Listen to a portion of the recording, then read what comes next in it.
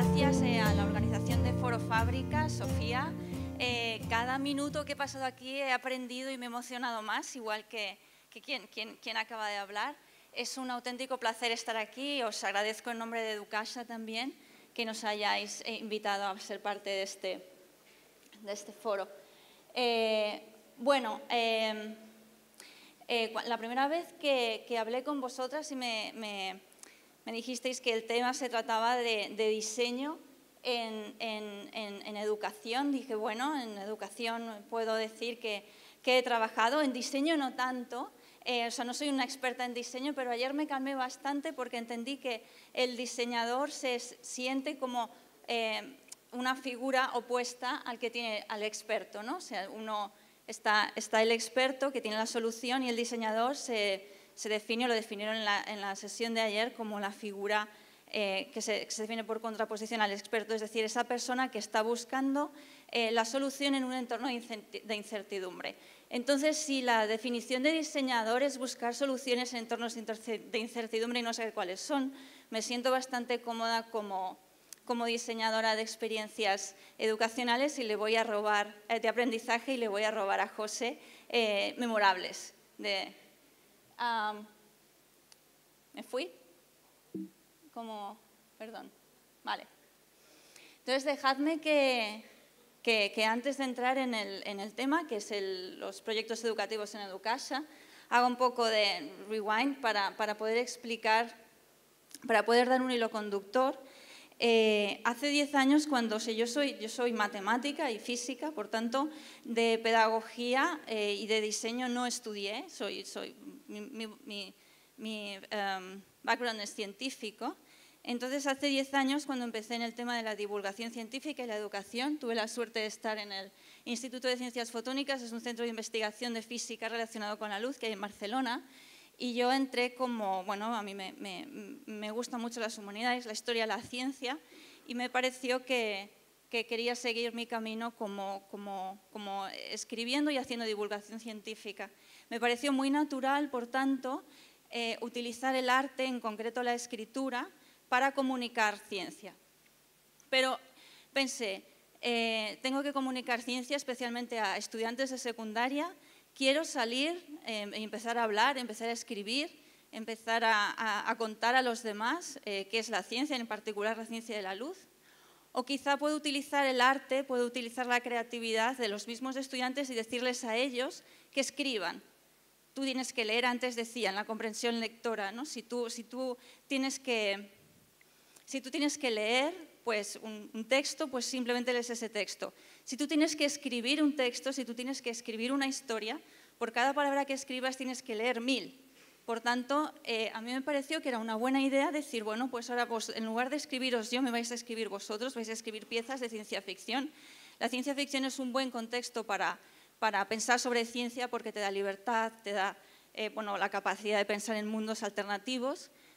Así que, bueno, pues montamos este concurso de relatos de ciencia ficción relacionados con la luz, y el premio era, o sea, si tú eres un escritor, si tú eres un artista, el mejor premio que te pueden dar es que otros artistas se sientan inspirados por ti y quieran seguir creando a partir de tu creación.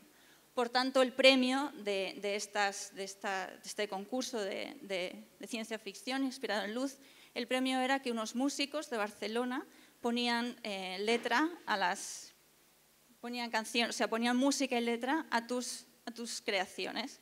Y así nació La llum a las ones, La luz en las ondas, que es un concurso en el que los chicos escriben y los músicos cantan las canciones sobre los chicos. Fue una experiencia muy bonita y fue mi primer contacto con el diseño gráfico. Porque este cartel, que es un cartel muy querido, desde 2011, lo hice con la diseñadora gráfica de ICFO, con Tania. Él es Orson Welles, ¿sabéis? Ayer están hablando del apocalipsis zombie, él está contando la guerra de los mundos. Y bien, tengo muy buenas experiencias con el diseño gráfico porque nosotros decíamos, tenemos que contar a los chicos que tienen que escribir ciencia ficción sobre el futuro, sobre cómo la ciencia puede cambiar el mundo, Y bueno, pues hubo varias ediciones y todos sobre el mismo tema de la ciencia cambiando el mundo, sobre todo en contextos de crisis, que es donde estamos ahora. Bueno, esto me lo puedo saltar. Este es mi segundo contacto con el diseño. La foto está pixelada porque la incluí ayer después de participar en la voy a beber un poco de agua, perdón.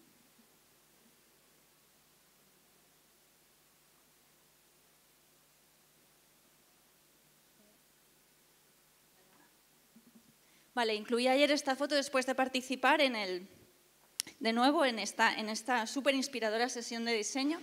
Y es también dentro de ICFO. Esto es un arpa láser. De pronto vimos en Jean-Michel Jarret tiene un vídeo con un arpa láser, no sé si la conocéis. Entonces lo vimos y dijimos, pues nosotros también tenemos que hacer un arpa láser. Su arpa toca una nota por cada uno de los rayos. A nosotros nos interesaba hacer este arpa láser porque es una manera muy buena de explicar a los chicos en general, al público general, cuáles son las capacidades de la luz como sensor. O sea, la luz es un sensor y tú puedes explicar pues, que hay materiales que son capaces de sentir que llega el campo electromagnético de la luz, y entonces cambia las propiedades electrónicas del sistema, y entonces el sistema cambia y entonces le dice al cerebro electrónico que ha cambiado, etcétera. Como veis, esto es un rollo. Sin embargo, si tocas un arpa láser, inmediatamente te das cuenta de qué significa que la luz tiene esta capacidad inmediata de sentir. Además, a cada una de las alturas había una nota distinta y, por tanto, era inmediatamente, a partir de la experiencia de ver un arpa láser, tú entendías qué significaba que la luz era capaz de sentir. Y además el sistema pues es un sistema que es físico. O sea, la luz es física, pero luego también necesita pues un ordenador y software para poder transmitir qué significa partir la luz aquí a tiene que sonar la nota definitiva. Por tanto, era un proyecto bastante integral. Entonces, lo traigo a colación aquí y digo que fue mi segundo contacto con el diseño, porque yo, cuando estuvimos haciendo este proyecto del arpa láser, que tardamos 2 años y medio, pensamos que íbamos a tardar 2 o 3 meses y tardamos 2 años y medio, me enamoré de lo que significa lo que decía antes José, prototipar.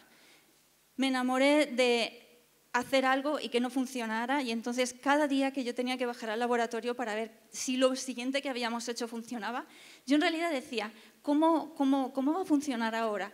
Ayer pensamos que el sensor estaba bien colocado, pero resulta que está colocado en un lugar en el que el ordenador no es capaz de saber a tiempo que ha cambiado. O sea, había un montón de problemas inesperados. Ayer alguien decía que el diseño, dijeron una frase muy, muy inspiradora, que decía, la ciencia dice cómo es el mundo y el diseño dice cómo debería ser. Pero yo humildemente también, luego reflexionando sobre ello, pensé, no, yo creo que es más bien al revés, si puedo, es un poco a broma, ¿no?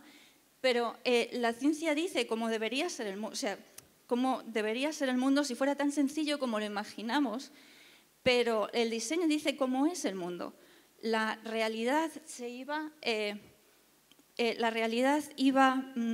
emergiendo, se iba desvelando cada vez que nosotros hacíamos un nuevo prototipo del arpa láser. Veíamos qué era la realidad en el proceso de diseño, y eso me encantó y ya no me pude desenganchar más, así que pedí a Cosmocasa que me dejaran ir a hacer cosas así, porque yo necesito hacer estos prototipos y probarlos. Os pongo aquí, hay muchos módulos en Cosmocasa, pero os pongo uno en el que trabajé, en la exposición de espejos que lleva Lola Ruiz. Entonces, bueno, aquí está, es que no sé si esto es el láser. ¿No tiene puntero láser o...? No, bueno. Bueno, esto es una exposición que gira en torno al espejo. Entonces, lo que veis ahí, no sé si conocéis la cámara Schlieren, es un efecto impresionante. con una cámara, un rayo de luz que va a parar a eso de ahí, que es un espejo cóncavo, y puedes ver cómo sale el calor de tu mano. ¿Lo veis ahí? Entonces, bueno, el principio físico es impresionante, es muy bonito. La experiencia de ver el calor de tu mano salir en esa pantalla es una gran experiencia. Todos pensábamos que iba a ser rompedor en el museo. Y aquí es mi tercer encuentro con el diseño, que es cuando el usuario tenía que interaccionar con el módulo. La verdad es que, si os fijáis, esa señora, que es Esther Arderiu, está incomodísima. Intenta ver qué es lo que pasa, quiere también que lo veamos nosotros, pero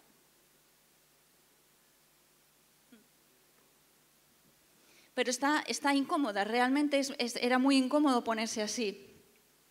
Lo peor es que en realidad te puedes poner, o sea, aquí está el espejo, o sea, no sé si se entiende bien, pero tampoco es muy importante. El caso es que aquí hay un espejo cóncavo, de aquí sale una luz, el espejo cóncavo devuelve la luz a una cámara y lo que ve la cámara es aquello. Entonces, es muy importante para nosotros, o sea, en este módulo, que se vea el espejo. Así que nosotros hicimos un agujero para proteger un poco el espejo, pero bastante cerca para que se viera. La interacción quedaba un poco incómoda, no importaba mucho porque te podías poner de este lado, pero lo que no contamos, y por eso digo que es un buen encuentro con el diseño, es que aquí aprendí así a lo duro, como siempre, qué significa el usuario. El usuario lo que hizo fue meter las manos en el espejo, mover las manillas y casi romperse la mano porque casi se le cae encima el espejo. No tuvo peligro de eso, pero habría sido un horror. Entonces, la gente lo que hizo fue tocar el espejo, porque realmente no sabía qué tenía que hacer en el módulo. O sea, sí ponía la mano, pero no sabía si es que tenía que tocar el espejo. En Cosmocasa se toca todo, por tanto, el espejo quedó un poco sucio y el módulo inhabilitado y lo tuvimos que cerrar durante 3 meses. Bueno, pongo aquí la foto de Lauren Agut, que es el responsable de mecánica del museo con quien trabajo, y es un auténtico placer. Obviamente, bueno, luego cambiamos la interactividad del módulo y ahora funciona perfectamente, tiene otra interactividad, pero me parecía interesante decirlo por el tema del usuario. Bueno, and now for something completely different. ¿Conocéis la broma o no? Es Monty Python, vale. Es una sección que se llama For Something Completely Different y continúo hablando de lo mismo. No, pero yo ahora sí voy a hablar de los proyectos educativos de Educasa. Educasa es la Fundación La Casa es quien tiene Cosmocasa, ¿no? O sea, es una fundación que tiene varias líneas, tiene una línea social, tiene una línea educativa, tiene una línea de ciencia y tiene un museo de la ciencia que es Cosmocasa. A partir de los proyectos de Cosmocasa o a partir en Cosmocasa pues es un museo de ciencia y tiene también muchos talleres. Y tiene unos talleres a los que van los profesores pues a hacer experiencias y luego se van a su clase y las continúan o no. Educasa somos un equipo de gente, sobre todo pedagogos. Yo no soy pedagoga, pero tengo la suerte de trabajar con pedagogos que me han enseñado muchísimo. Y bien, y Educasa, bueno, pues nos dedicamos a hacer como proyectos y programas educativos. Pero no, en el inicio, en Cosmocasa iban los profesores, iban a los talleres, hacían sus experiencias y volvían. Son unos talleres que tienen mucha fama y la verdad están muy bien y son en todos los temas de la ciencia. Entonces lo que empezaron a hacer fue unos kits, unas maletas como estas para distintas temáticas y los profesores podían entonces coger estos elementos y replicar los talleres en el aula. Y entonces eso fue funcionando durante unos años y fue funcionando bastante bien en varios temas. Lo que ocurre es que de pronto nosotros pensamos, tenemos una duda, ¿cómo se implementan? ¿Cómo hacen los profesores en clase para implementar estos kits? Y solamente están un mes en las escuelas, porque en ese momento queríamos que tuvieran que llegaran a muchas escuelas. Entonces los mandábamos y podían estar solamente un mes. Y por tanto, pues tienen mucho alcance, pero no sabíamos si tenían impacto. Sobre todo, o sea, es posible que tuvieran impacto, pero no lo podíamos medir. Entonces, claro, según dicen los expertos, mis compañeros en pedagogía dicen que un cambio competencial se puede empezar a observar a los 3 meses. Y si solamente está un mes, un kit en una escuela no tenía mucho sentido. Entonces pasamos a los programas educativos que estamos empezando a implementar ahora. Nuestro usuario, como veíamos antes, Esther Arderius, es una palabra muy importante, nuestro usuario es el docente. Tenemos itinerarios de duración variable en estos programas y o sea, pasar de kits a programas educativos en los que nos vamos a fijar mucho en el docente nos permite focalizar el tema, nos permite evaluarlo, no teníamos cómo hacer el impacto, nos permite estandarizar el proceso, hacer todos los programas más o menos iguales y nos permite seguir un control de la calidad. Entonces, cuando digo programa educativo, ¿qué quiero decir? Me refiero a concretar y distribuir en el tiempo objetivos, o sea, tienes que concretar cuáles son los objetivos, distribuirlos bien, cuáles son los contenidos y cuáles son los criterios de evaluación. También es importante la estrategia de intervención pedagógica, es decir, decirle al docente cómo va a intervenir. A veces interviene como experto, a veces no, como antes decían, una intervención del público.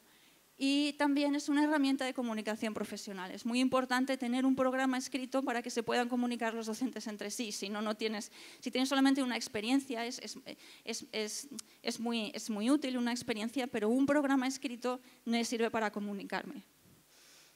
El programa de decir qué, por qué y cómo, cuándo se enseña y para qué, cómo y cuándo se evalúa. Es decir, qué es un problema, lo que decían ayer, y qué no es un problema. Qué cosas voy a evaluar y qué cosas no, qué voy a considerar una competencia de este programa y qué no. Ha de ser revisable y ha de ser replicable. Las metodologías de los programas, bueno, mis compañeros pedagogos dicen que no hay que casarse con ninguna metodología. Todas las metodologías, sin embargo, o la mayoría que manejamos son centradas en el alumno, como rutinas de pensamiento, trabajo por proyectos y aprendizaje en grupo. Aprendizaje en grupo es fundamental. No sé cómo voy de tiempo. 15, vale. Y me pedían que dijera los retos, o sea, qué cosas encontramos complejas. Bueno, encontramos complejas muchas. Una importante es cómo formar a los profesores, cómo capacitarlos. Por un lado, los profesores, como antes apuntaban, no tienen tiempo de estar reciclando en todas las materias. Pero por otro lado, es cierto que tienen que tener una cierta competencia para luego ser capaces ellos de formar. Por tanto, este equilibrio entre la competencia adquirida y la competencia que no hace falta que adquieras y que vas a compartir con tu alumno es algo a lo que también hay que capacitar a los profesores. No todos los profesores están preparados para enseñar algo que no saben y esto exige también una capacitación. Entonces, en esto estamos también. Un tema muy importante es si la formación que hacemos a los profesores es online o offline. Nosotros todos los programas que tenemos los compartimos online, pero para capacitación y sobre todo discusión con los profesores, la presencialidad es fundamental. Y ahí tenemos el problema de, si queremos que sea presencial, es un problema porque la materia ocupa un lugar en el espacio y tarda un tiempo en ir de un sitio a otro y gasta energía, etcétera. Pero es muy importante el contacto humano y tener la presencialidad. Por tanto, eso es un reto que no creo que vayamos a conseguir solucionar, pero es algo a lo que le prestamos mucha atención. También queremos crear comunidad. Cómo crear comunidad es un reto gigantesco. Antes discutíamos de las redes sociales, todo el mundo quiere atención, todo el mundo entonces necesita tiempo. Todo el mundo, si tú quieres crear comunidad y lo haces online, pues tendrás que crear una red social, un WhatsApp, y ya estamos hasta arriba, no podemos más. ¿Cómo creas comunidad? Online es muy difícil y offline pues es de nuevo entendemos que quizá una cosa es que los profesores puedan, y les damos muchas facilidades, intentamos que se creen redes de profesores que sean ajenas a nosotros. O sea, los profesores empiezan con nosotros y luego siguen ellos su camino. Y bueno, pueden volver cada vez que quieran, pero bueno, esto es otra de las cosas en las que estamos trabajando con mucho empeño. Otro reto importante es cómo mantenemos las competencias en el tiempo. Vimos que se tardan 3 meses en adquirir una competencia o en observar un cambio competencial, pero luego, cuando termina el programa, la competencia se puede ir. Esto no sé si es un problema o no, quizá no, porque es posible que tú lo hayas aprendido y en algún momento lo vuelvas a recuperar, o realmente necesitamos hacer reminders de competencias, de todas las competencias que tenemos. Eso no es asumible. Eso es otra de las cosas que nos preguntamos. ¿Cómo mantenemos las competencias, o al menos las competencias fundamentales? Y otro reto importante es escribir todos los procesos, todas las cosas que hemos intentado y luego no han salido, para después compartirlas.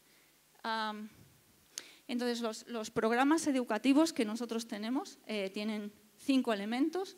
3 son material escrito para los profesores, material que está online colgado. La primera es una guía de capacitación docente que presenta el programa, justifica por qué hemos hecho ese programa, da evidencias de por qué ese programa es importante o ese programa es interesante para los alumnos, da evidencias de cambios que hayan podido ocurrir en el tiempo, y también te da unos contenidos mínimos en los que sí debería ser competente.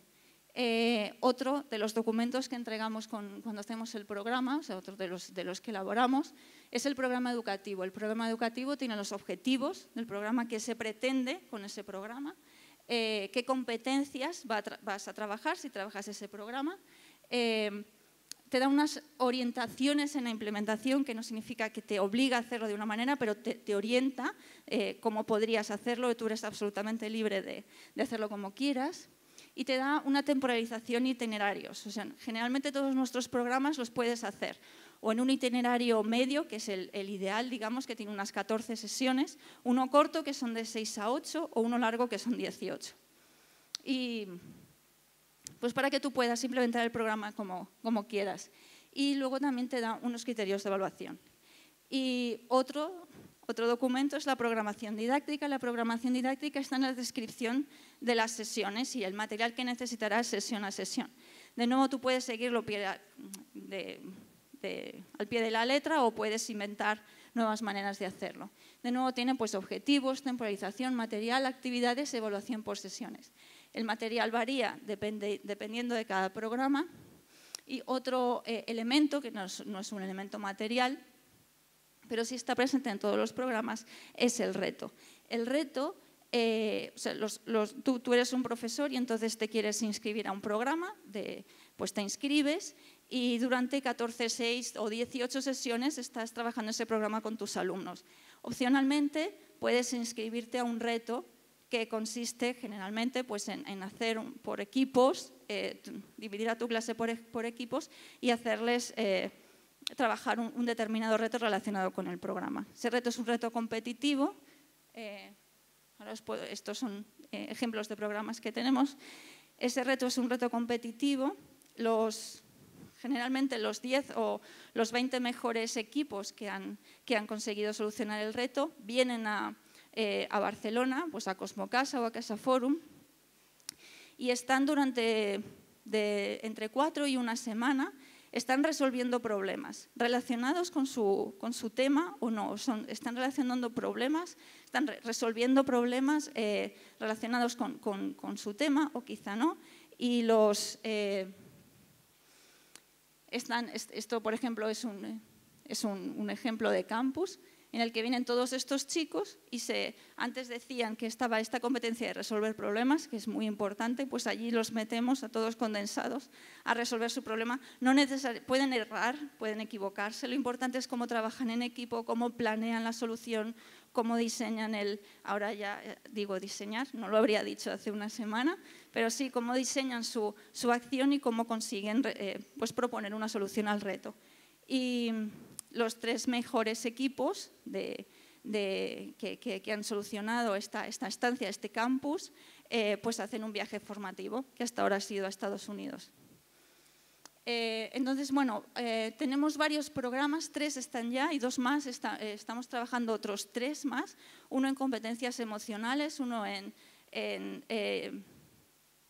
pensamiento computacional y matemáticas, que lo estoy haciendo yo y se me había olvidado el nombre, pero antes habían hablado de la importancia del pensamiento computacional.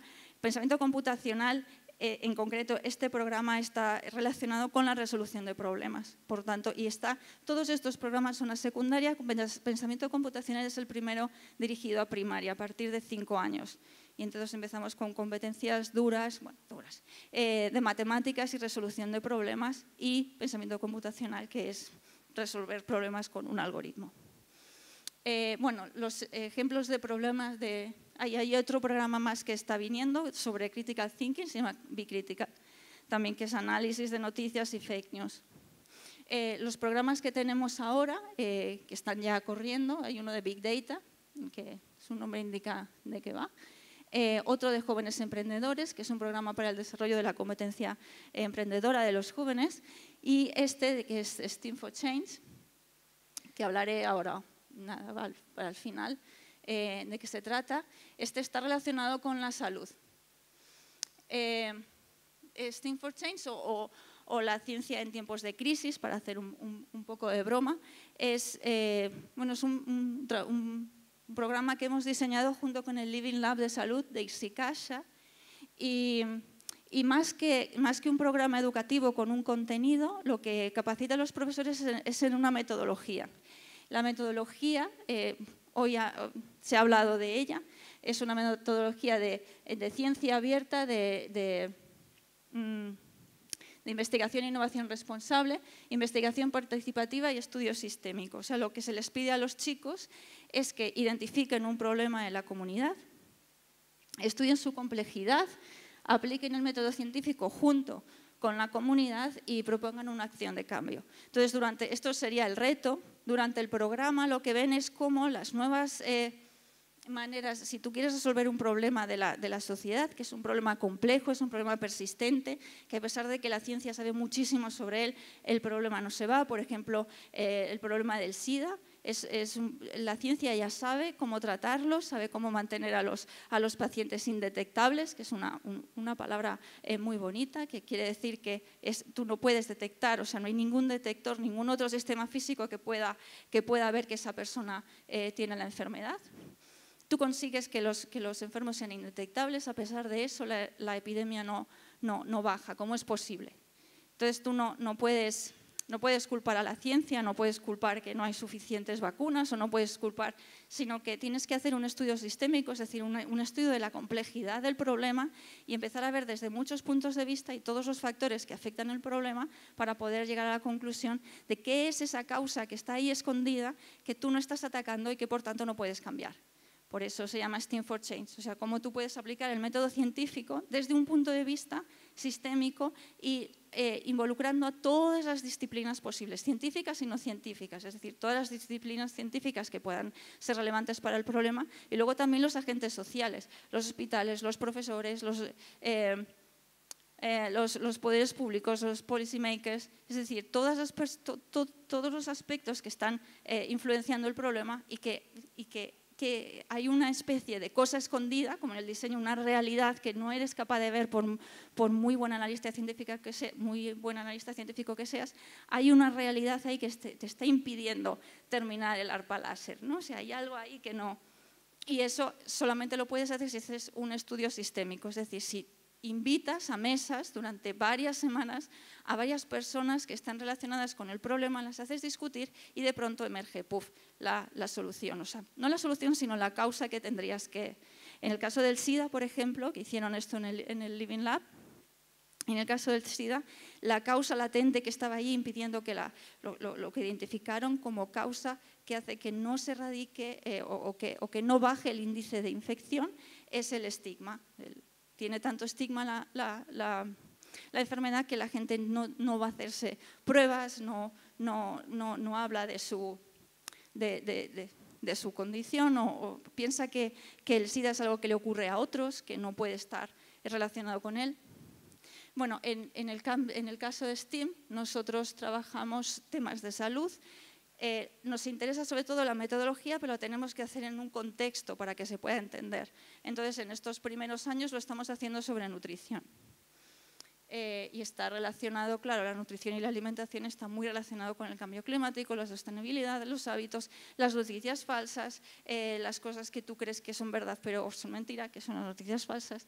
Es decir, la capacidad de tomar, uno de los objetivos importantes es cómo informas o cómo te informas para tomar decisiones basadas en evidencias científicas. Puedes decidir o no tomar esa cantidad de carne, pero al menos sabes por qué lo estás haciendo. Bueno, y para terminar, yo creo que después de la sesión de ayer, en lugar de llamar Change, voy a proponer en la casa que llamemos STEAM para el apocalipsis zombie, porque Change es porque tenemos que cambiar y tenemos que cambiar ya. Por eso las escuelas tienen que saber que hay que cambiar ya y por tanto este programa educativo está dirigido a los más jóvenes para que abran su manera de pensar y estudien con la comunidad cuáles son las soluciones a sus problemas. Y hablando de STEAM, ayer también, que quizás sería bueno también, en lugar de hablar de STEAM, STEAM es algo que lleva ocurriendo mucho tiempo, de manera cíclica, fue muy bonito ayer como lo dijeron. Aristóteles y Leonardo fueron científicos, artistas. Quizá a veces en la historia hay más gente STEAM y en otras ocasiones menos. Por ejemplo, en el siglo XIX, ayer fue muy iluminador para mí. El siglo XIX no fue nada STEAM, ¿no? O sea, estaba la ciencia por un lado y el arte por el otro. La ciencia quería explicar el mundo, pensaba que lo iba a explicar. Y que casi lo iba a meter en un cajón. Por suerte llegaron las revoluciones de principios de siglo, de matemáticas y física, y nos dijeron, no, jamás comprenderéis el mundo, lo cual es maravilloso porque significa que tenemos que construirlo para ver cómo es. Así que hacemos Aristóteles y Leonardo contra el apocalipsis zombie.